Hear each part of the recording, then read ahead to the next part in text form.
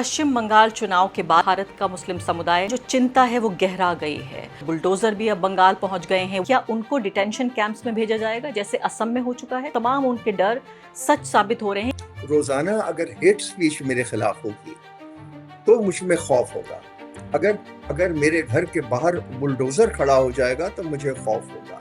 ये हमारे हिंदू भाइयों को आह्वान करना है कि मुसलमान हमारे छोटे भाई हैं, क्रिश्चियन हमारे छोटे भाई हैं, सरदार बिरादरी हमारी है, ये हमसे अलग नहीं है। ये हमारा एक अंग है। जो गांधी जी कहते थे कि मेरी दो आंखें हैं, हिंदू और मुसलमान। बाबा बुल्ले शाह का एक कथन है कि खेलूंगी होली कह बिस्मिल्ला, खेलूंगी होली कह बिस्मिल्ला, नाम नबी की रतन चढ़ी, बूंद पड़ी अल्लाह अल्लाह। ये हिंदुस्तान है।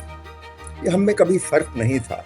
अब ये फर्क अगर आप पैदा कर दें तो कब तक चलेगा? कोई फर्क नहीं पड़ता कि आप एक लिबरल मुसलमान हैं या आप एक कंजर्वेटिव मुसलमान हैं, आप बहुत रिलीजियस मुसलमान हैं या आप सिर्फ एक सोशल मुसलमान हैं। उनकी नज़र में तो जिसका नाम भी अरबी फ़ारसी का नाम है वो सीधे तौर पे मुसलमान की तरह ही देखा जाएगा। और अब तो हद ये हो गई है कि पहले ये तमाम मामलात जो थे वो शुरू हुए थे गरीब मुसलमान पर हमले के, अब तो अमीर मुसलमान भी नहीं बचता, मशहूर मुसलमान भी नहीं बचता। अभी तो शाहरुख खान और उनके बेटे तक पे हमला किया जाता है, तो कोई भी नहीं बच रहा है फिलहाल। 1947 में जब तकसीम हुई तो मेरे घर के बाहर मेरे वालिद खड़े थे और एक रिक्शा आके, एक टांगा आके रुकता है जिसमें एक परिवार था, जिसमें दो नौजवान थे, उनकी बीवियां थी, एक बच्चा था।